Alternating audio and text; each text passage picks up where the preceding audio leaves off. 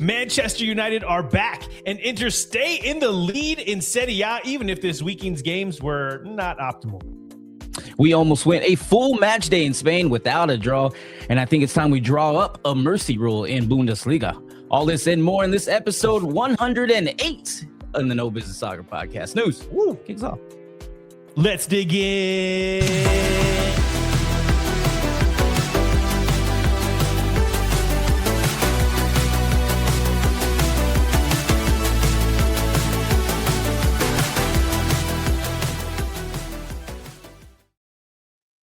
Welcome back, everybody, to the No Business Soccer Podcast. I'm your host, Snooze, and we got the full fam here today. Brainiac J Fam, he's hanging out in the back. Danny P is on the ones and twos, but everybody is here for my boy, Hype Man Vic. What you sipping on, dog? I'm going to tell you what, it's been a while since we had a cocktail on the show, so I went ahead and made myself a staggering gentleman. It's a play off of a sentimental gentleman, which, of course, Snooze, you know, is 2 ounces of a blended scotch, a little bit of walnut liqueur, a little bit of addicting. But this is called a staggering gentleman because we use bourbon instead. And what bourbon do we use? Stag. And not only that, this is 66% alcohol, while the other one, which is made out of scotch, is like 45% alcohol. So it's a little play on the words, you know, staggering gentleman. So, and it's absolutely delicious. Oak notes, deep cherry notes, stewed cherries. I'm seeing, yeah, stewed cherry notes. I'm seeing if J Fam laughed in the back because he said that's all I ever say. But no, you get a lot of walnut liqueur on there. It's absolutely magnificent. And while I take a sip, go ahead and like and subscribe. It's the best way to tell YouTube, hey, maybe these guys are pretty cool to listen to every once in a while and hang out with. And while you do, cheers. Ooh, that was not any. Yeah, I didn't hear that at all. The clink wasn't great this time. Got to get a new glass, man. What's going on there? Hold on, I'm moving my hair. I'll work on it. All right. Well, today we got a full weekend of football in Europe to recap. Premier League, Bundesliga, La Liga, Serie A, everything in between. Well, I don't know about in between, but anyway, we had a lot going on. And before we jump into the actual leagues, we have to talk about what everybody's talking about in the soccer world, and that is the African Cup of Nations final that was played this Sunday between Senegal and Morocco. Senegal won the African Cup of Nations for just the second time in their history, and the final will only be remembered because of the chaos that followed and everything that happened in between. In the 93rd minute, Ismaila Sarr hit the back of the net in what appeared to be a match-winning goal, because at the time there just wasn't a lot of action. There wasn't a lot of goals being going around, but the ref had blown his whistle for an Idrissa Gueye foul on Achraf Hakimi right before, and the goal was called off. And of course, this is being hosted in Morocco, so there was a lot of controversy around that goal being called off. And there's been a lot of things that have gone on at these AFCONs before, some conspiracies, if you will. So needless to say, the Senegal players were not happy that that was blown. It was called off. Well, minutes later, a penalty was awarded to Morocco after a VAR check deemed doof, and Senegal brought down Brahim Diaz for Morocco in the box, and all hell broke loose, Vic. There was players pushing each other, shoving. It spilled over to the bench, and then all that energy, all the negativity and fighting spilled into the fans, and you had people coming down, climbing over the fence, Senegal players or Senegal fans climbing over fences, throwing chairs at security, swinging. I mean, it was nuts. It was absolutely chaos and insanity. And then to top it off, while all of this is going on, all the players are just kind of like trying to calm everything down because it is absolute scenes. One of the craziest scenes in probably international football history, the Senegal manager waves to his team to just leave the pitch. So he takes them off the pitch for, close to, they said it was 10 minutes, but it was close to 19 from what I recall. And they were just gone. They just weren't on the pitch at all. So, of course, the Moroccan players were there waiting for this penalty to happen. The only player, I will say, eventually, the only player that stayed out there was Sadio Mane, who I know my boy Vic has a special affinity for. And, he kind of stayed out there to be the voice of reason. I don't know, but apparently there's a rule in FIFA where if a team is gone from the pitch for longer than 10 minutes, that the game is forfeited to the other team. And so maybe he saved them because he stayed on the pitch. I'm not sure, but I don't know, Vic, if I have ever seen that before. And then the finality. Go ahead. I was just gonna say it was crazy. I think in that time, I don't know if you're gonna get to it. I might be just stealing your thunder right here, but in that time, Mane was whispering to some people about like maybe what could happen on this penalty kick or something like that. There was a lot more controversy. I'll see if you're gonna get to it, but yeah, we'll wrap it up in a pretty little bow. So they Senegalese team, the Senegal team, ended up coming out, and Brahim Diaz did take that penalty, and he Panenka it. But Panenka did? Is that a word? He tried to Panenka, and it did not work out. And it went directly at the keeper, who seemed like he was a little ready for it. He like fell down, was able to get back up. It was the worst penalty that I've ever seen. And the Senegal players, they didn't even really cheer or anything. I at the time seeing it was just kind of like, oh, because there's all the BS that's going around and the chaos that's happening. They just didn't even think about it. And they're just like, yeah, let's go. That wasn't whatever, like rightfully so. But then that's where the conspiracy starts, because again, Sadio Mane talking, how did he get the players out? Maybe they didn't cheer because everybody knew that Brahim Diaz wasn't going to score that penalty, so that they can go into extra time and play kind of like a final 30 minutes to see who was the actual winner. And that's kind of what happened. He doesn't score the Panenka. They go into extra time, and then it ends up being Papa Gueye. Hell of a strike, actually, if you watch it. I mean, that ball is hit purely. Unfortunately, though, all of that culminated in Senegal winning a final that's very emotional. Awesome. There was actually parades in New York City I was watching. I mean, Senegalese people everywhere, if that is even what they call themselves. Senegalese? Is that it? I don't know. It's like Chinese. Sounds right. Senegalese? Yeah. But, man, I don't know if anybody could top that in a international, just, I don't even know what to call that, Vic. Like, it's not a travesty, because like it ended up finishing and there's a champion. But what if that Senegal team never came back on the pitch? Nobody wants to see Morocco win that way. Just a crazy, crazy scene. Yeah, I just remember seeing all the highlights and just pandemonium. I don't even know like where one clip ended and another began, or if they were like 10 minutes apart, or like I had no clue what was going on in that. Insane. Did read everything that you had and everything, but it was like, yeah, crazy scenes, and especially for a final, the AFCON final, where everybody knows AFCON's going away because you have all these African players away from their teams and everything, and it ends up that way. Crazy, but you know, my boy Sadio Mane keeping it together. He always did. And I have a very good friend of mine who is Moroccan, and actually Danny P just confirmed from Google, Senegalese is a person from Senegal, so it is Senegalese. But yeah, I have a very a close friend of mine that is Moroccan, and of course we were hanging out and talking during this match, but then also, you know, they were in the semis of the World Cup that just passed. Golly, it's about to be the next World Cup. Time is flying, Vic. But it's just insanity. And he just said at the end, the truth will surface. Like, okay, that's some deep stuff from my friend. He never talks like that. So I don't know. Made it more confusing. Right. Yeah. I don't know what's happening. But he seems to think, and this is coming from a Moroccan guy, that somehow Brahim Diaz was coerced into delivering the shittiest penalty we've ever seen. So conspiracy theories, fights breaking out, a last-minute goal, and there is your AFCON final. Congrats to Senegal. And hopefully, over time, the only thing that we remember is the winner, not necessarily how the whole thing happened.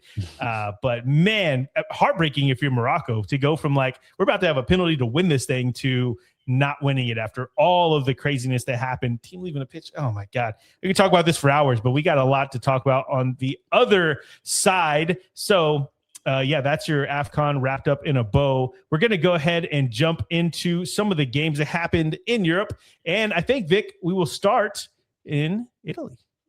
Let's do it then. To Serie A.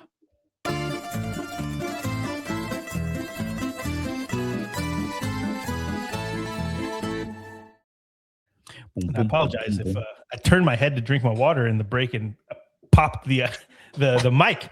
Like it was like a loud pop. Maybe they can hear us. Ears. I don't know if they can hear us during That's the true. transition. That's true. I think it does mute us. So there we go. You won't hear it. You would never know. Actually, I don't even know. I'm still talking about it. So, So before we jump into all the games here, let me just say this. I watched all of the Serie A matches so that you don't have to. And I'll go through them really quick because Friday, Pisa, Atlanta, shitty. Udinese, Inter, dog shit. Napoli versus Sassuolo, human shit. Cagliari, Juve, well, that one's okay because Juve lost, but still shitty match. Parma versus Genoa, it's a 0-0. That one's like two shits on a stick. Bologna, Fiorentina, that one was good. We'll talk about it. Torino, Roma, I mean, okay, whatever. Milan 1, Lecce 0. Shit on a stick with chocolate covered. I don't know. Like this is just, and then a 0-0 from Cremonese and Verona, and then Lazio and Como ended up being pretty cool. We'll talk about that one here. But man, what shitty matches in Serie A this weekend. Hopefully we start delivering some fun because the table looks juicy, Vic. It's just the results were not. So, man. Okay, we'll go into all of them. I just felt like I had to get that off my chest, you know? Yeah, good. All good. I think you are not alone. There's a lot of people that were saying that this weekend too. Shit. All of it, shit. Yeah. But we are contractually required to go through these matches through our sponsors. We don't have sponsors. We're just kidding. Let's go ahead and start with your top matches and headlines for City. Match day 12. And we start with our boys in purple as they do the unthinkable, climbing out of the relegation zone with a 2-1 win over Bologna.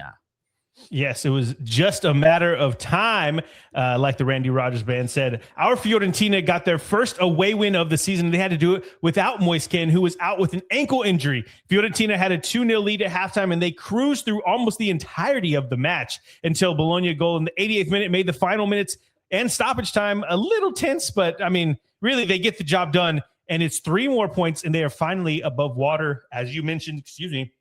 We can breathe again for at least another week or so, and they edge out the Milkmen who sit above them in relegation, or they sit above them in relegation now. But it's a troubling result for Bologna on the flip side of that because they seem to have lost their magic. There's no fight in this team like there was the past couple of seasons that we've seen.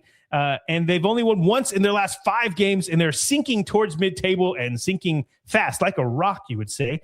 With European matches starting back up for them, maybe that is their focus, Vic. I'm thinking that's probably what they're aiming for at this point because they're not winning, and obviously they could still get back into Europe of some capacity, but I'm just not sure what's going on. But what I am sure is that it's happy days for the no business boys here because, we are with Viola, we are with Fiorentina, and a beautiful city they're in Florence. So cool stuff. Our old stomping grounds, but we will go ahead and move on to our second match. What was your Monday night football matchup? And the lights were bright, but Como was brighter, and they dominate Lazio 3-0. Yeah, and I realize why you might have your arrow wrong because, I have the wrong score on my sheet. It's okay. But what I will say is that watching this match, and in the preview, first off, I mentioned that Como, they had struggled against some of the bigger sides, and that even though Lazio are big in name, they weren't necessarily big in the table, and that we needed to really see Como start to step up and take control of these games and prove that they're not just good against some of the lower table teams in Serie A, but they're good against the better teams as well. And they did just that. It was 3-0 to Como, and this was at Lazio. This was at Stadio Olimpico, our old stomping grounds, as we call it. And man, Nico Paz on fire. He gets a brace in this one. And this is just a really quality win for Como on the road. 3 points, clean sheet. You can't ask for too much better than that. It was a rainy day, probably miserable. I imagine it's kind of cold out there in Rome, but our boys, Como, our pet team, our project team, doing it, Vic, getting it done. That's right. And those are your top matches for City on match day 21, because I'm dyslexic. We'll go ahead and move on to the rest of the match day, and it was a match day. Yeah, my bad. Are you dyslexic? We never talked about that. Whenever I'm reading on here, I think maybe it's only here. I don't know. But it was a match day that didn't have much firepower. We can just skip goals. I don't want to just skip over that my partner has a disability here. We got to talk about it. My boy dyslexic. I didn't know that. That's my bad. I've been picking on you my whole life. I didn't know my boys over here are all dyslexic and shit. I'm fighting for my life over here. That's my bad.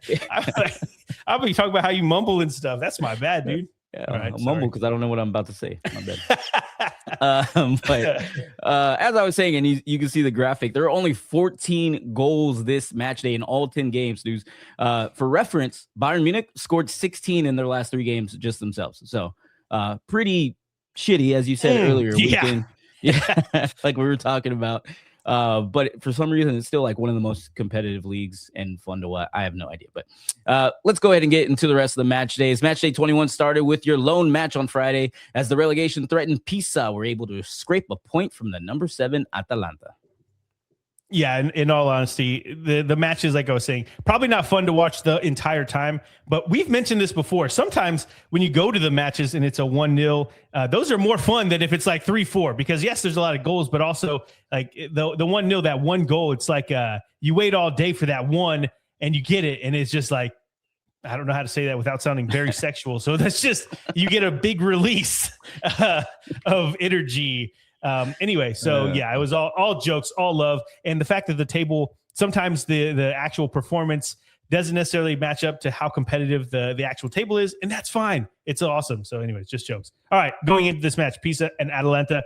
And I'll say this one was a scrappy game, not a ton of flair or technicality, just big dudes running into each other and kicking a ball. And that was the notes I have, because everything I saw, man, this was, the ball was just bouncing around in the box, and they were just running into each other, trying to figure out how to get into the net until the scoring got started late in the match. Pisa got a late equalizer, and good on them for getting back-to-back draws, especially at home. Atalanta on fire, and they're able to kind of calm that down. Yeah, and then we moved on to Saturday as the number 1s Inter go on the road and take all 3 points from Udinese, winning 1-0. Lautaro Martinez gets a goal in the 20th minute, and it was enough to see out 3 points on the road for Inter. Udinese had nothing going forward, and it made for a boring, one-sided affair, but Inter got what they came for, and that was 3 points. And then from your number 1s to your number 3s, Napoli welcomes Sassuolo and send them home with an L, 1-0. The commentator said it perfectly at the end of the match. It was a win Napoli absolutely needed, but it was tenser than perhaps it needed to be. He did say tenser, and I don't know if that's a word, Vic. Is it more tense or is it tenser? No idea, but the professional speaker said tenser, so I'm going to say that.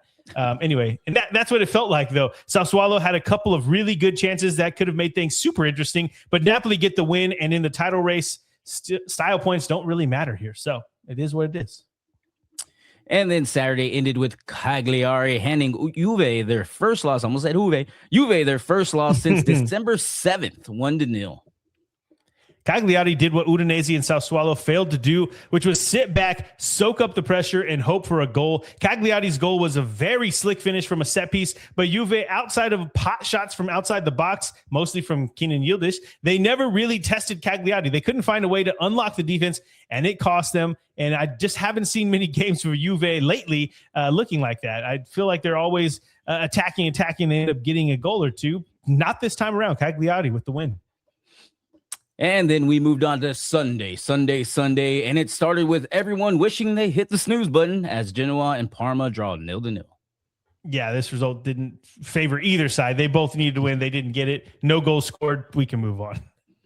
Yeah, and your next matchup was your No Business Soccer podcast top matchup that we talked about. That was Bologna and Fiorentina. So we'll move on to Roma, making it 3 in a row as they go on the road to beat Torino 2-0.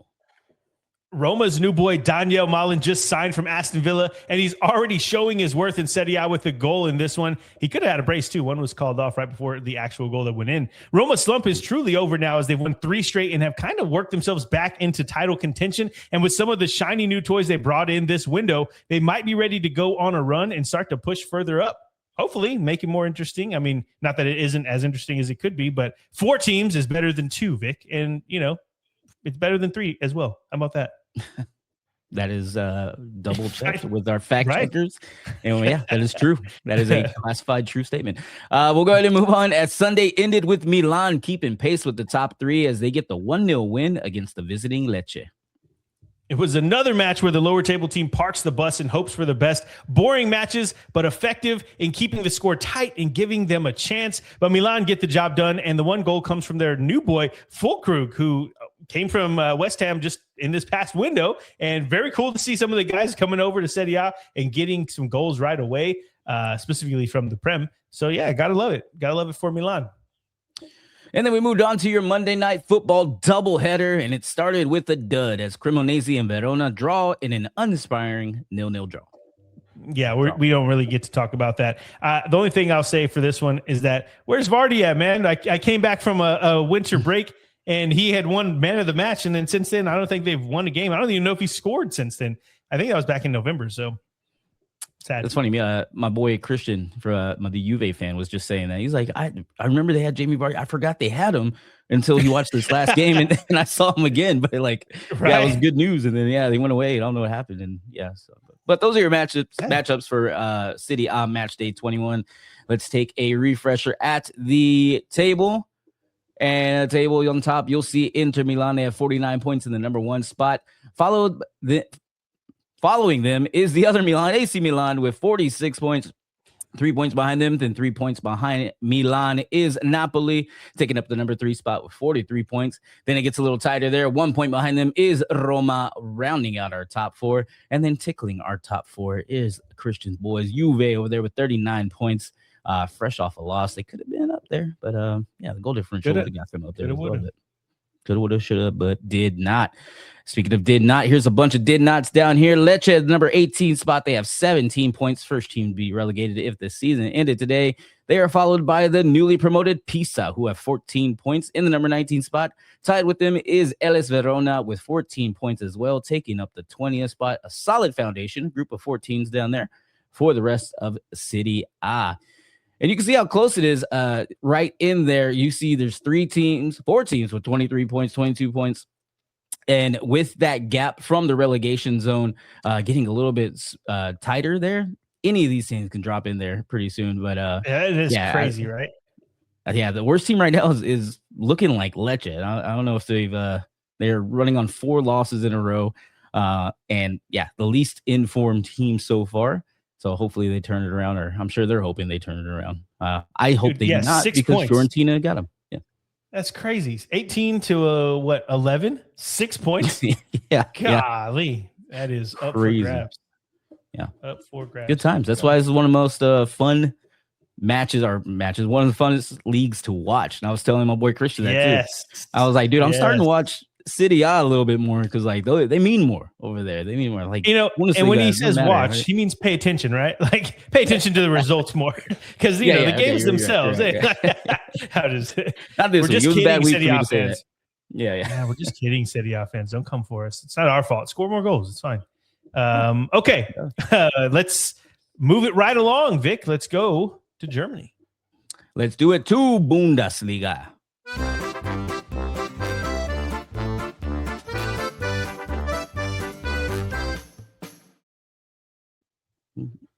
This is the opposite of Serie A. They have no defense in the Bundesliga. They score for days and days. Actually, this weekend was a lower output of goals though, but it's usually carried by one team, Vic, and I'm sure we'll get to that team here in a moment. So let's jump in.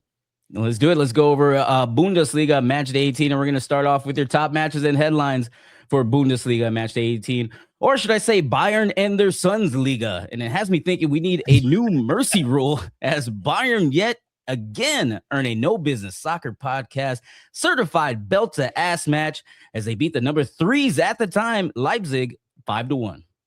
Yeah. And you know what? I throw up my hands. I tell you what, how about I never tell you that there's going to be a team in the Bundesliga that can match up with Bayern again, because I just went through a whole preview and talked about a game that I thought would be interesting, that I thought Leipzig had grown. And that was just embarrassing for Leipzig. Looking at the score, you might think that they were blown out from the first kick and that this game was an ass whooping from start to finish. And actually, Leipzig scored first, and it was 1-1 going into the 67th minute. So it wasn't like they just were horrible the entire match.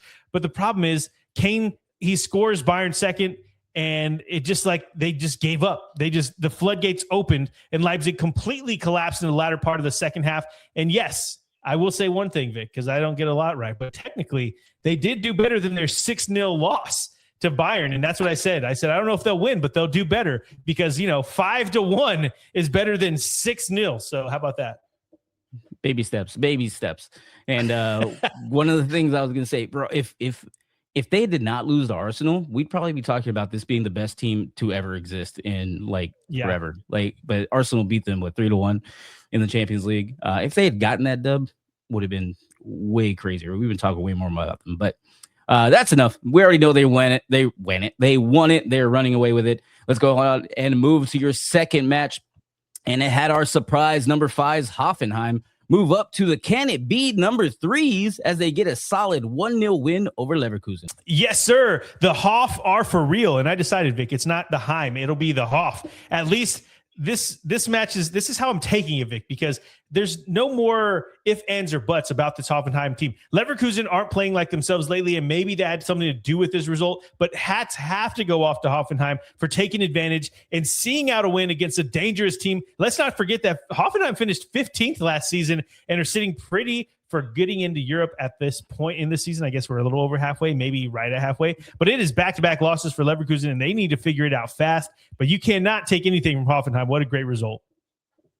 And those are your top matches and headlines from Bundesliga match day 18. Let's go ahead and get into the rest of the match day. And it started on Friday, and we had a firefight between Werder Bremen and Eintracht Frankfurt, and they end up splitting the points in a 3-3 draw. And one thing is for sure, Vic, Eintracht Frankfurt puts on a hell of a show. Might not win much because of how bad they are defensively, but damn, their games are fun to watch. They scored in the first minute, and it was back and forth until Bremen got the go-ahead goal in the 80th minute, and they thought they had won it, and only for Frankfurt to get a stoppage time leveler and break their hearts. Crazy stuff, and it was a fun way to start off on a Friday. Yeah, man, that was your lone match. We went ahead and moved on to Saturday, and it started with your No Business Soccer podcast top matchup of the week. That was Hoffenheim and Leverkusen.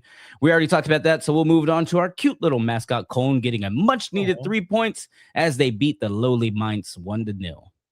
Yeah, this one was sad for me because I was high on Mainz coming into this season, but Cologne got their first win in nearly 2 months in the Bundesliga, and they did it in dominant fashion in front of their home fans, I might add. Mainz went up a goal early, but couldn't hold on to the lead, and Cologne got an 85th minute winner to break their skid. This was Mainz's big chance to right the ship, and I had mentioned in the preview that I felt like they would be able to do that. I was wrong, and they are right back in the drop zone. Sprinkled in a little bit more dyslexia. I said 1-0. It was 2-1. I just might have been wrong. I don't know if that's dyslexia, but we'll go ahead and move on. Our next match is a top nominee for the most one-sided 0-0 draw as Hamburg and Borussia Mönchengladbach split the points. Yeah, for a team that are tied for the second least amount of goals in the Bundesliga, Hamburg took the match to Gladbach. They took it to him, but just had some bad luck, and that happens sometimes. They outshot Gladbach 25-6 with 12 on target of those 25 to Gladbach's 0 of their 6. I mean, they absolutely dominated this match, but just not on the scoreboard. The most dominant 0-0 draw ever. And then Saturday continued with the third of 5 draws from this match day, and it was Wolfsburg and Heidenheim getting a goal apiece, a point apiece, 1-1. Not a good look for Wolfsburg, who had to wait to equalize until the 80th minute against one of the bottom of the table teams in the Bundesliga. But credit to Double H, who find themselves bettering the results of their table neighbors and just about eking them out. Is that a word? Eking them out? Sure. Yeah, sure. Whatever. Yeah. Next, we had Borussia Dortmund proving for now they are the best of the rest in the league as they beat St. Pauli 3-2. Dortmund were up 2-0 and let St. Pauli come back on them before a stoppage time penalty from Emre Can saved the day. It's a great grit and great fight, but it's just simply not good enough for Dortmund. You can't allow a team like St. Pauli, who are the bottom of the table, I believe, after this, just come back like that on the road. Dortmund's at home, and just can't happen. And Saturday, for the record, it didn't happen, but still, it's not a good show. Sorry. Yeah. We got you. It's okay. But Saturday ended with your No Business Soccer podcast top matchup. That was Bayern and Leipzig. We already talked about that. So let's go on to Sunday as Stuttgart and Union Berlin split the points, drawing 1-1. Union find a way to split the points with Stuttgart on the road, and it was a wasteful display for Stuttgart, who had a chance after chance to put this one away, but just could not find that second goal and were punished for it by the former Stuttgart man, Jung. And you could see the look on Undav's face. He knew that they had messed up. I felt a bit like they had got too cocky, like they were too high on themselves, and they just expected to get that winner, and it never came. And your match day 18 ended with a classic battle of the Bergs, and it ended with no winner as Augsburg and Freiburg draw 2-2. Augsburg continued to let those points slip through their fingers. They took a 2-0 lead against Freiburg and were cruising, but they let the Black Forest boys back in the game and were close to losing out altogether on any points in this one. There was also the most egregious handball I've ever seen, or at least I've seen in a while. The Augsburg defender is on the line. You know how he backs up the keeper on a certain area on a corner or whatever. Well, actually, I can't remember if it was a corner, but either way, he gets back on the line and he just straight up sticks his arm out. Like, that's a handball, clearly. I mean, it's just him and the ball's going in the net. He blocks it with his hand. But the only reason he wasn't given a red card, kind of like the Suarez penalty in the World Cup where he does the same exact thing. In this instance, though, the rebound falls to a Freiburg attacker. They scored anyway, so he just gets a yellow card, which, I mean, he would have been sent off for that. So crazy stuff, but yeah. Not a good result for either of them. Freiburg needs to be winning this. Augsburg should have won it because they were up. I just don't know what to think of either of these teams right now. I don't get that. Like, why would you not get a red card? That's like getting a lesser sentence for attempted murder. Like, just because you didn't murder them, you get a lesser, like you wanted to murder them. Like he wanted to do that. That should have been a red card. I never understood that. Yeah, he did that exactly. What happened is exactly what he intended to do. The only problem is they still scored it. And so it's like, oh, well, because that, like, yeah, hey, you shot their hand off, but you didn't murder them. So it's fine. Like, you attempted murder. You didn't actually kill them. Like, do better next time if you're going to go and kill someone. You know what I mean? Yes. Doesn't click for me. Doesn't calculate. You know what I'm saying? But those are your matches. For match day 18, let's take a look at the table. And there's going to be no surprise. I don't even need it for pop up to tell you that Bayern Munich are your number ones. They have 50 points, absolutely dominating this league in the number one spot, obviously. Borussia Dortmund are the best of the rest so far. They have 39 points, a clear 11 points behind the number ones. But then a clear 6 points behind them is Hoffenheim. The surprise at number 3. Wait, what did I call it? The Can It Be number 3s? There you go. That's what I call them. Right? Okay. Hoffenheim. Can't believe to see them up there. That's crazy. They are above Stuttgart, who also have 33 points, but they are behind them on goal differential, of course, rounding out our top 4. And then tickling our top 4 is RB Leipzig. Like we said earlier, before taking that shellacking from Bayern Munich 5-1, they were in the number 3 spot.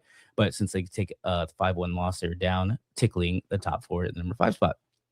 And then if we go take a look at the bottom of the table, like you said earlier, Snooze, St. Pauli is in the last place in the 18th spot with 12 points. They are tied with Mainz with 12 points as well. And then you have Heidenheim over there in the relegation playoff in the 16th spot with just one more point than them, 13 measly points. One thing I wanted to call out about this table, it is so lopsided from Bayern Munich that 12 of the 18 teams have negative goal differentials. And then only 6 teams in the European spots have a positive goal differential, from Bayer Leverkusen up. But just because Bayern Munich has been just killing everybody, it's killing everybody's. Like, this is like the 1% having all the money. You know what I mean? It's like crazy.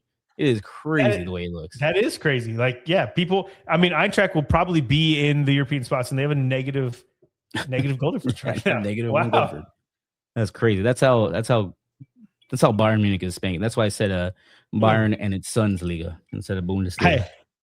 I agree with you though that, like, if they wouldn't have lost to Arsenal, which, God, that was so stupid, they shouldn't have, in the Champions League, we would have all been talking about, like, this might be the best assembled team of all time. And they just got back Alphonso Davies, and Jamal Musiala made an appearance in this one as well. So they have only gotten stronger since the last time we've seen them, and they're going to be very, very tough to beat in any league. No one's touching them in Bundesliga. I'm never going to make that mistake again, but in the Champions League as well. I was also going to call out, too, before we move on. Go ahead. What were you going to say? I was going to see who they had next. Augsburg. Oh, easy. 8-1, something like that. Yeah. I was going to mention that Robert Lewandowski, Bobby Lou, he has the all-time single-season scoring record in the Bundesliga, and I believe it's 41. I want to say it's 41. Right now, Harry Kane, there's 16 matches left, if I'm not mistaken. They're just one. I think 17 is halfway. They're at 18. So, yeah, about half the season to go, and he's at 21 goals. So if he just keeps up the pace that he was at, he'll beat that record. And, that I think the record before Lewandowski broke it was like years and years had been that record. So, I mean, you know how I feel about Harry Kane. I want to see it happen. But, yeah, he's on a historical run. We'll see if he can get there. We'll see. Okay. Anything else in the Bundesliga? Nada. 9. There you go. That's better. You know what I read? 9. There you go. Yeah, you know what I read? Obviously, I'm a big. We are big Cologne fans. Cologne and Cologne, Germany. Cologne, as the cool kids say it. They are not only known for their Christmas market, which is why I went there. They're also known for their Carnival. Never knew this. It's Mardi Gras in New Orleans. It's Carnival in Rio, and apparently Carnival in Cologne is like the third biggest. Never knew this. And why? I don't know, because they're known for having the biggest church in the world. So, I don't know. It's like, is Carnival leading to the church? I don't know what's going on. But yeah, a bunch of boobies, beer, and alcohol, and they like it there. So one of the we work hard, we play hard situations there. Yeah, there you go. Yeah, that's what it's go. So we the reasons to go see Cologne in all seasons. Let's just say that. Okay, let's move on. Go to Spain. Let's do it to La Liga.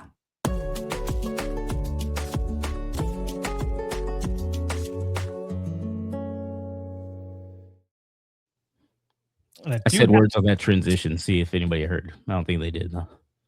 No way they heard that.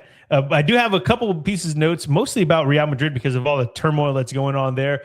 So the biggest piece of news was the heat and tense atmosphere at the Bernabeu during Real Madrid's game against Levante. And it all stems from the shocking sacking or mutual parting of ways, however you want to call it, of Xabi Alonso. There have been fan issues with some of the big names on the roster as well, mainly Vinicius Jr. and his antics, and he's been getting whistled at for months. But with Alonso gone and Arbeloa losing his first match in charge to second-tier opposition, it reached a boiling point that led to Florentino resign chants and posters. Florentino Perez, obviously the president of Real Madrid. Chants around the stadium, signs just wanting him out. Plus, even more whistles and boos for, like I mentioned, Vinny Jr., but also Jude Bellingham for apparently never buying into Alonso's project. The fans are not happy that he is out, and they are letting them know. And in the build-up to this weekend's game, it was suggested that in some sections of the Bernabeu, they had been informed, the ultras or whatever you want to call them, had been informed that strict surveillance would be in place for the game, with signs stating the club will review the security cameras of the Bernabeu, and whoever is caught on camera booing the team would be banned from the stadium. The club says whoever wants to boo can boo from outside the stadium. That was on sign. I haven't seen a sign yet. I don't know if this is just hearsay, but what kind of crazy shit is that? Like, what? Only Real Madrid would do something like that. I mean, that is nuts, Vic. That's funny. You want to boo, you can boo from out there. Yeah, it's like something your mom can say, like, oh my God. But yeah, I don't know why that's so funny to me. Yeah. Whoever wants to boo can boo from outside the stadium. Okay. All right. So that is from your Real Madrid. You know what I mean? One of the biggest clubs in the world. So anyway, all right, Vic, let's jump in. All right, let's go ahead and talk about the top matches and headlines in La Liga from match day 20. And your first match is Real Betis saying, hey, don't forget about us, as they beat the number 3 team Villarreal 2-0. Betis came ready to play, and it was the first time in a while that you saw Villarreal frustrated offensively. Outside of a couple chances, they really didn't do much, and Betis made them pay in the second half. Frustration boiled over for the Yellow Submarine, and Comasanya was sent off in the 76th with a straight red, and it was not a good night for in Seville for Villarreal, and it looks like they took themselves out of the 3-horse title race just as I was starting to talk about it. It looks like that will my predictions aren't right. If you're betting based off of what I'm saying, don't, because apparently I can't get that right. I did get one thing right, and I talked about that already. the betterment of Leipzig's score against Bayern. How about that? Yeah. Does that count? I don't know if that's a bet, but yeah, that's probably something we would say. Well, I'll go ahead and go on, as our second match was Real Sociedad getting it done against the number ones Barcelona 2-0, as Real Sociedad are trying to prove that Ted Lasso was nonfiction. Oh man, I've been waiting to talk about this. Holy shit. Matarazzo did it on a rainy, miserable night in San Sebastian. I said it might be a bridge too far, and my boy went ahead and built his own bridge, damn it. This was crazy to see, as Barca had a handful of goals called off. It might be 2 handfuls of goals called off, and maybe there's some controversy there because of fouls in the buildup, offside, yada, yada. But ultimately, the ball came down to Ayorzabal, and he buries his chance to open the scoring in the 31st minute. The amount of shots that Barca had, though, 23-5 for La Real. You felt like it was only a matter of time before they came back and got themselves back into the game, but it wasn't until Rashford's header in the 70th minute that the visitors leveled it. And just when you thought, here we go, here's the comeback, this is what always happens, Real Sociedad shuts that up quick with a Giddish goal 1 minute later, 1 minute after the header. And it was so quick, Barca didn't really have a chance to build any momentum or get anything going from their goal. They had to fight to come back once again, and it didn't happen. The American manager stops Barca's run of 11 consecutive wins and makes his mark on La Liga. The man from New Jersey is making his mark in Spain, Vic. Good times, good stuff. That's right. I need a freaking button that gives me a eagle screech or something like that. Right. We'll work on that. Yeah, I gotta work on we that. need that. We need that. Those are the top matches and headlines from La Liga match day 20. Let's go ahead and get into the rest of the match day. And we started on Friday as Girona make it 3 wins in a row, while Espanyol dropped to winless in the last 3. Girona getting the victory 2-0.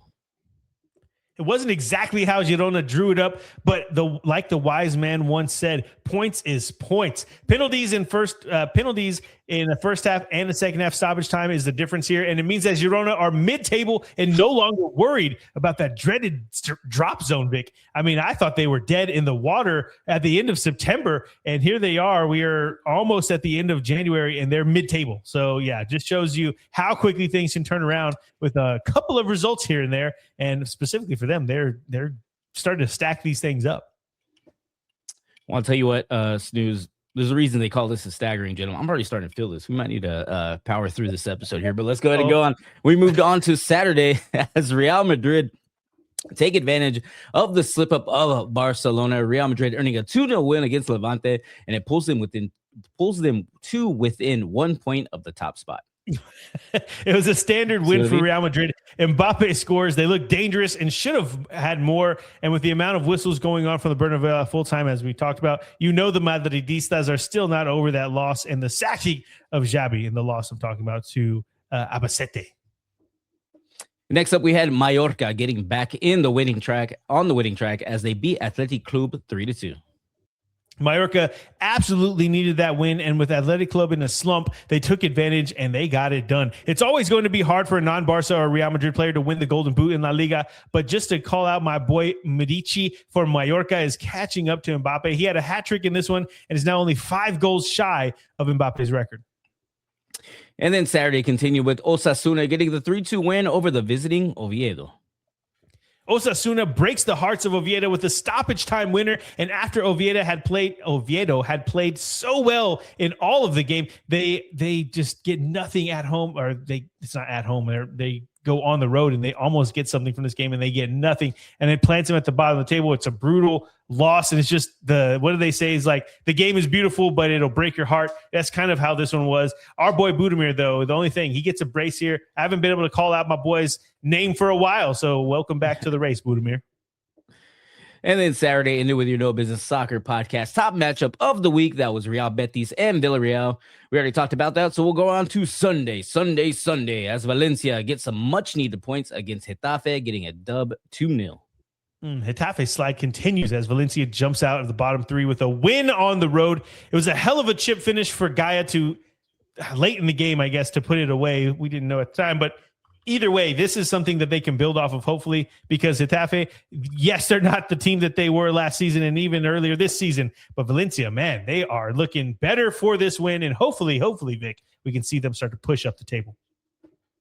And then Sunday continue with Atleti squeaking by the relegation-threatened Alaves with a 1-0 win.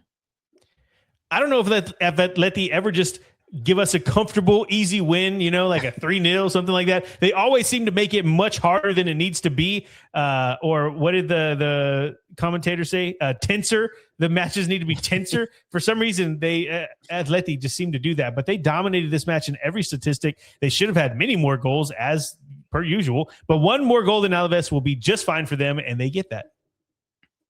And then also on Sunday, Celta Vigo handled business and continued to climb the ranks with a 3-0 win over Rayo Vallecano. Rayo couldn't follow up their big win last week with 3 more points, and Celta showed why they are currently just a class above with this win and this performance. Yes, Rayo went a man down in the 67th minute, but they weren't really competitive before that. Celta are just on a tear right now and are a real threat for a European place in La Liga. And then Sunday ended with your other No Business Soccer podcast top matchup. That was Real Sociedad and Barcelona. We already talked about that. So we'll go on to Monday Night Football. And it was a fun one, but one that ended with split points as Elche and Sevilla draw 2-2. In the preview, I talked about how Elche could use this as a springboard to beat one of the blue bloods in La Liga, and it just didn't happen. They went up 2-0, and that was cool. We thought that was going to be it. They were going to get it done. Sevilla ends up coming back, and it's just splitting the points, which, in all fairness, isn't a bad result. If on paper you see Elche drawing with Sevilla, you would think that's a good thing. But just the form that Sevilla had been in, not a good look for Elche. And those are your matchups for La Liga Match Day 20. Let's go ahead and take a look at the table, and you'll see on top, Barcelona are still number one. They have 49 points, but with their latest slip up, Real Madrid are right on their tail. They have 48 points in the number 2 spot. You do have a gap from there. Villarreal in the number 3 spot with 41 points. Tied with them with 41 points is Atletico Madrid, with rounding out our top 4. And then tickling our top 4 is Espanyol with 34 points. Take a look at the bottom of the table. You will see Alaves. They have 19 points in the number 18 spot. They would be the first team relegated if the season ended today. They are followed by Levante with 14 points. And then a solid foundation, Real Oviedo, newly promoted, but still at the bottom of the table with 13 measly points. One thing I want to say about this is that there are some gaps between number 1, 2, and 3, 1 and 2. You have 49, 48 points. There's 7 points behind them is 41. And then a full 7 points behind them, 2 and 3 and 4 is 34 and 32. And then a full 8 points behind them is Elche and 24. You have like just some sectioned off. Stairs, here, man. It is stairs. Yeah. It's pretty crazy. They're levels in this game, and they're proving it. Yeah. That's actually, that's like a perfect example of that quote. Oh man, I didn't realize that. It's so this is like, if you see how the table in Serie A is so condensed and anybody can move from relegation to 10th, that is not the case here in La Liga. Like the haves and have-nots for sure. Okay. That's it. Vic, I think we're ready to rock and roll before my boy is on the flow. Let's go to England. Let's do it to the Prem.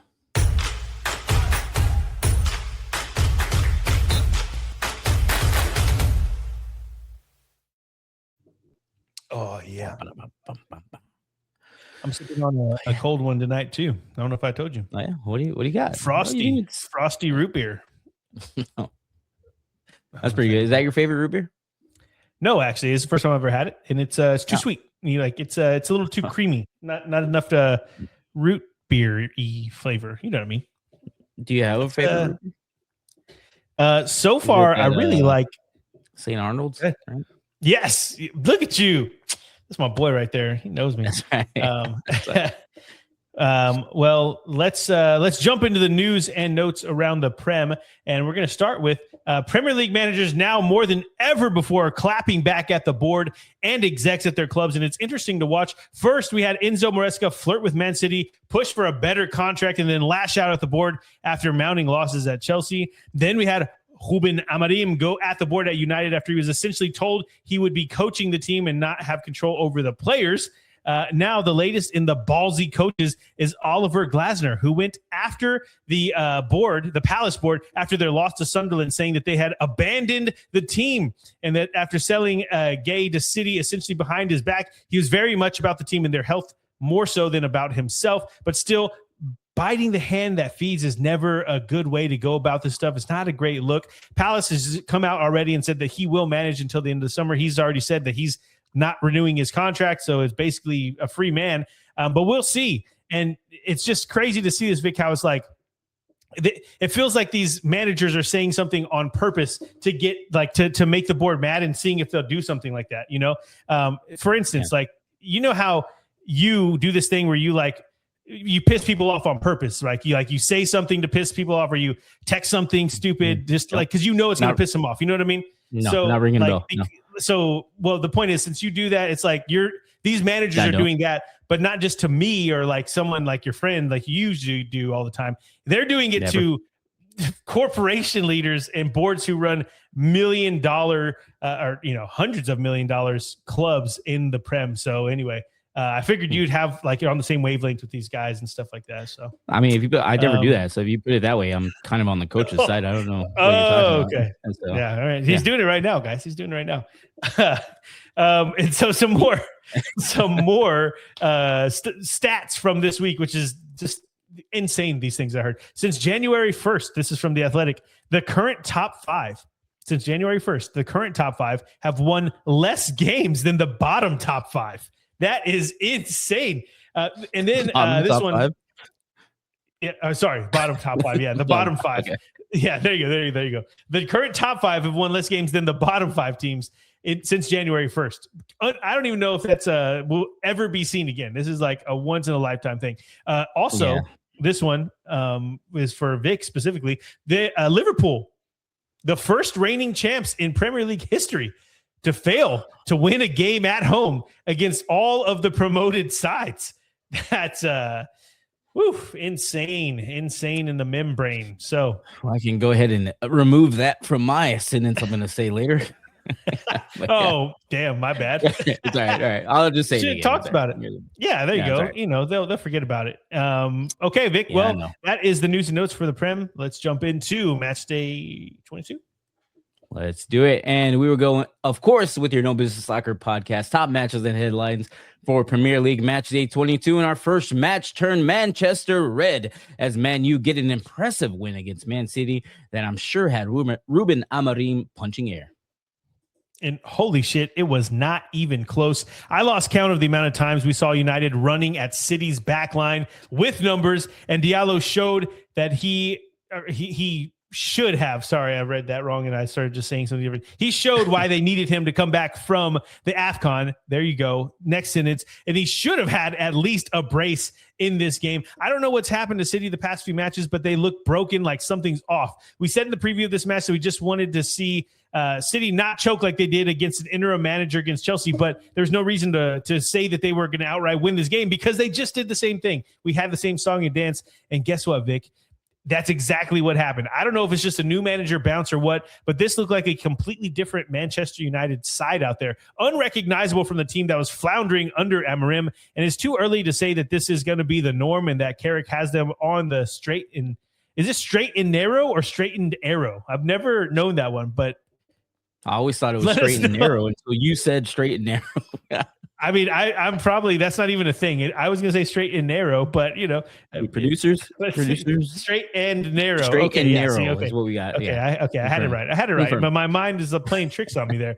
But anyway, we'll be watching to make sure that this is the norm or see what is the norm for this United side. But first things first, they take care of the City in a Manchester derby. First match for Michael Carrick too. Great stuff.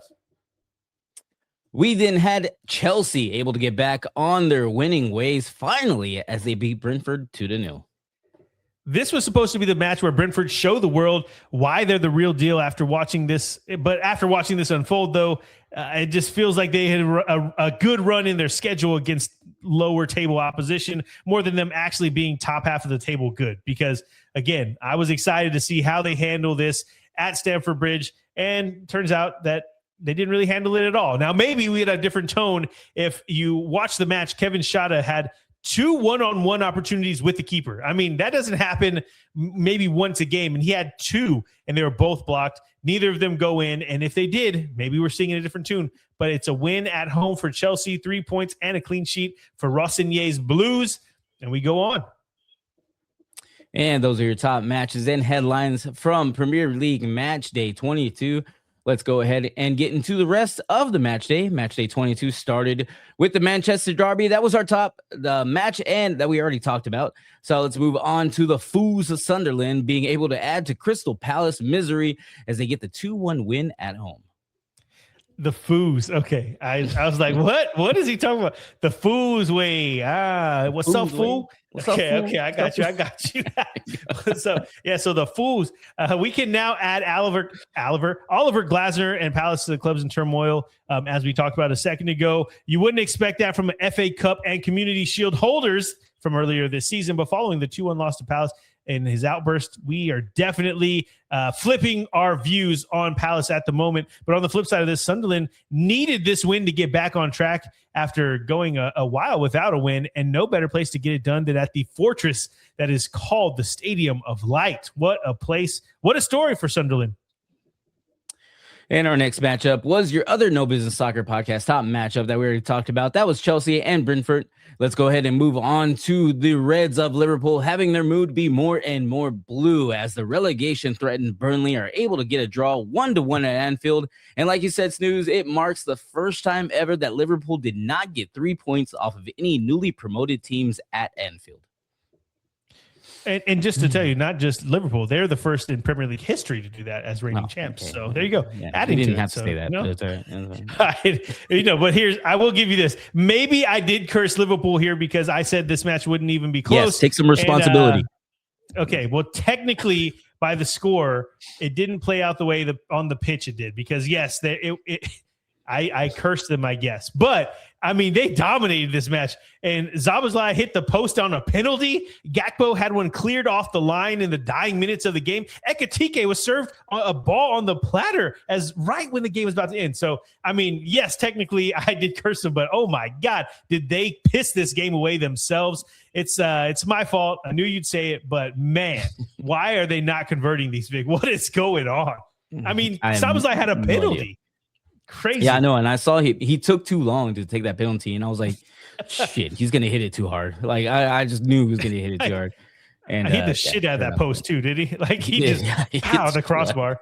He got all of that. I mean, all right. But let's go ahead and move on to the rest of the match day. And if there's anything to salvage that the Reds, with the Reds drawing, it's that Snooze's Spurs lost as West Ham, who are in the relegation zone, beat Tottenham 2-1. Yeah, we can commiserate together. In a match coined El Sacico, Spurs were outdueled by a team that hadn't won in 11 games. And at this was in front of Spurs' home team as well. The stadium I was just at, and they put on a hell of a performance. Still lost, though, against Liverpool. They go and have a crappy performance against one of the worst teams in the Prem. It is insane stuff. Here's a stat for you, Vic. I have stats for my team as well. So here you go. Nuno has now won as many games in Tottenham Hotspur Stadium this season as Tottenham Hotspur have, which is 2. He beat Spurs with West Ham and he beat them with Nottingham Forest earlier this year. So there you go. We have shitty stats for our team as well. I do feel better, but we'll go ahead and move on as Saturday continued with the lowly Leeds able to bring Fulham down to earth as they hand Fulham their first Prem loss since December 7th, 1-0.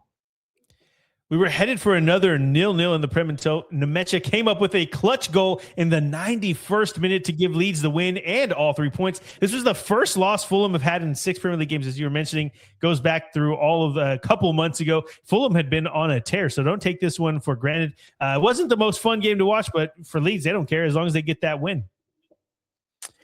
And then Saturday concluded with all eyes on number 1, Arsenal, and the lights were a little too bright as Nottingham Forest hold Arsenal to a 0-0 draw.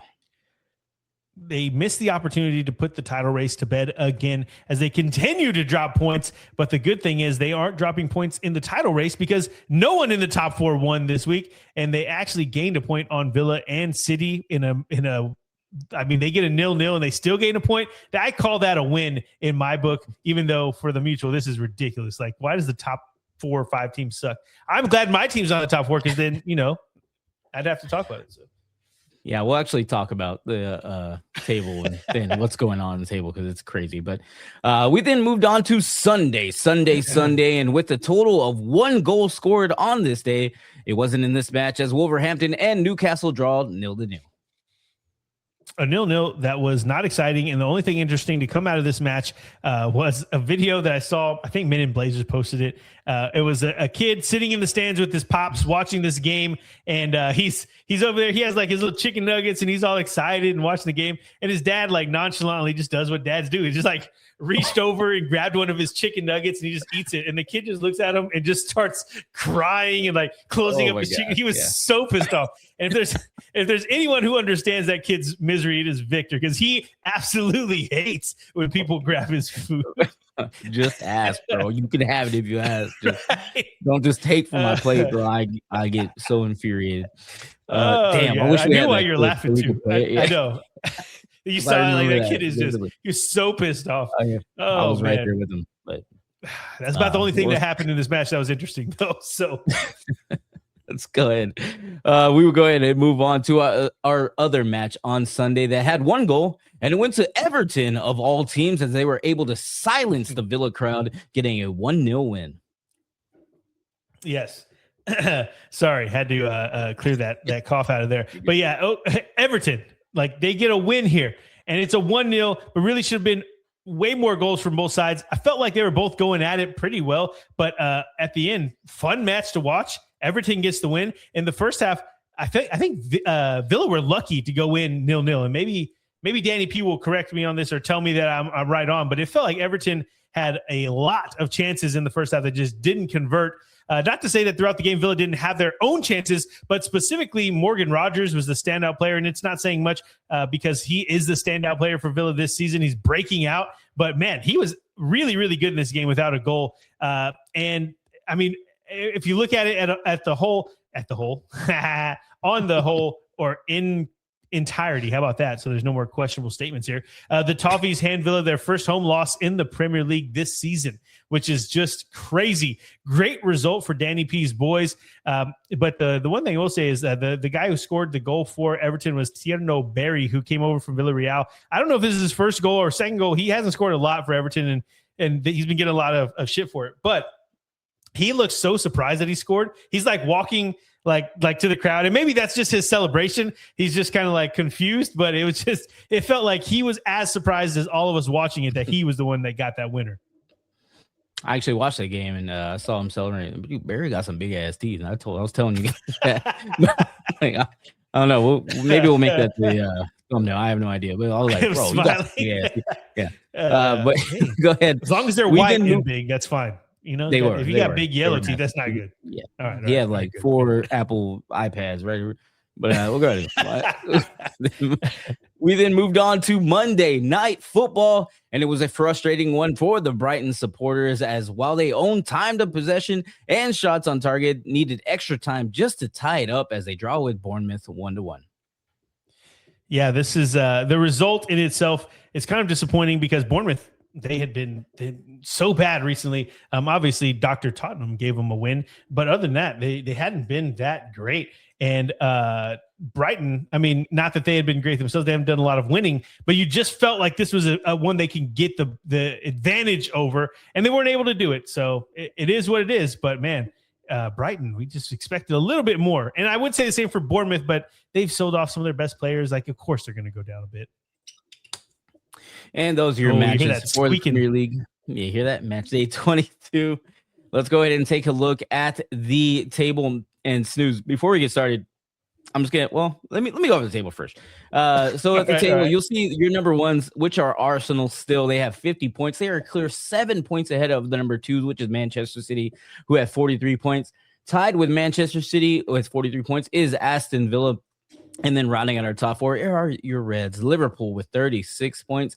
And then tickling your top 4 now are Manchester United. They have 35 points, just 1 point behind Liverpool in the Champions League spots. And then if you look at the bottom of the table, you'll see West Ham United fresh off a win with 17 points. They're still the first team to be relegated if the season ended today. They're in the 18th spot. They are followed by Burnley in the 19th spot with 14 points. And then the team that still has not hit double digits, Wolverhampton Wanderers, have 8 measly points, a solid foundation for the Premier League table. And let's just go into a few notes because the Prem is drunk. I might be a little drunk too right now, but the Prem is drunk. No team in the top 4 has won in their last 2 match days. No team has 2 wins. This is all Premier League, has 2 wins in their last 2 match days. No team is on a 2-game win streak. And then not only that, only 2 teams have 2 wins out of the last 3 match days in the Prem. This is bad football going on right now. This is not bad football. Bad football going on right now. And you would think that it would allow some of these people in the relegation zone to grab some points and get out of the relegation zone. You would think it would allow some people in the 6th through 10th spot to grab some points and get into those Champions League spots, the Europa League spots. But no, they're all struggling as well. Everybody sucks. No team that's Everybody sucks. And then the 2 teams that have 2 wins in their last 3, like I said earlier, were Brentford and Newcastle, which are 7 or 8. And they just lost and drew as well this past week. Like it's been crazy, like you said earlier, Snooze. The top 4 don't have a win in the last 2. It's crazy. It's crazy. The Prem is drunk right now. And this is it's a nice segue from this, Vic, because we're already way over time, so we're not going to go too much in depth here. But I'm interested to see how these teams fare because they do have the final couple of match days coming up in this weekday. This midweek is the next round of Europa League and the Champions League. And so because of how they've been in the Prem, I'm wondering if that carries over to the European form because we know how it works. A lot of the Prem teams are dominating over in Europe because just the money gap and the talent gap in those teams. But you can't really talk about the talent gap because they're all beating up on each other. So is that just because the Prem is that decent to where there's not that big of a gap anymore? Or are we going to see in Europe that these teams are just struggling? Because going into the games, and I know we do have some graphics, so I don't know if we want to play the European competition graphics. Do we want to do it? Huh? Maybe? Yeah, fuck it. Let's do it. I mean, yeah. I don't know. Can you cuss? Yeah, whatever. Yeah, it's our show. I'm drunk. Let's talk. Okay, so we'll jump into. Let's first start off with the Europa League. We're just going to go over the matches that you need to be aware of for the teams that we cover. Bologna taking on Celtic, Freiburg taking on Tel Aviv. The biggest match though is Roma taking on Stuttgart. That is going to be a great one. Roma just tearing it up. Stuttgart, besides this last match day, have been amazing, and that one's going to be really, really fun. That's on Thursday. We also get to watch Celta Vigo take on Lille, who Lille have been tearing it up in League 1. Aston Villa take on Fenerbahce. Real Betis take on PAOK. And that's it for the Europa League. And if you're wondering where the Conference League is, they are already on to the playoff rounds, and that's going to be a month from today, actually. The February 19th is when those start up. So, but Vic, back to what we were talking about, some of those teams in the Prem that haven't been great do have matchups in the Champions League. For instance, your Liverpool, where are we at here? Your Liverpool are taking on, there you go, Marseille. Yeah, I knew it was someone big. And Marseille, they have been struggling in Ligue 1, but they are a good team overall. We also see. All right, we take on Karabag first. Karabag, whatever that is. Yeah, we take on them first. But then we do play Marseille pretty soon. But I thought Marseille was next. Either way, okay. Yeah, I don't know. I'm pretty sure. The 21st, I'm looking at it here. It looks like it's Marseille on Wednesday, and then you play Karabag the next week. But either way, Marseille is the bigger of those tests. You're right. My bad. Right. My Spurs take on Dortmund, which we'll see is a big litmus test there. Real Madrid take on Monaco, but the big one for tomorrow, which for you is today, is Tuesday. Inter versus Arsenal. Arsenal have not been great in the Prem. We just talked about it. Inter have not lost in a long time. And so I am very interested to see how the number 1 in Serie A takes on the number 1 in the Prem. And then the couple other matchups, Newcastle taking on PSV, Chelsea taking on Paphos. Juventus takes on Benfica, but there's not a big, there's a big gap in talent and money there. So we might just see Juventus win, but Benfica has been surprising. The only other one to talk about before we get out of here, Atalanta versus Athletic Club. That one should be pretty good. Both teams, Atlanta has been a little bit better in the form in the domestic table in Serie A, but we'll see. We'll see what happens. But again, the point I wanted to make with saying all of these is just that the Prem, if that carries over to Europe, it might be a little bit more interesting because there's a lot of European or Premier League sides high up in those European tables. So if they suck there, we might see some table moving in the European leagues as well. Okay, we're way over time, Vic. DJ, play our music. Vic, take us home. Everyone, thank you for talking about some European football with your boys at the No Business Soccer Podcast. Be sure to like and subscribe on every platform that we have. Everything is at No Business Soccer Podcast, except for TikTok, except for Twitter. That was at No Biz Soc Pod because those names were way too damn long. Everyone, enjoy the Champions League we have for this midweek matchup, and we will talk to you all very soon.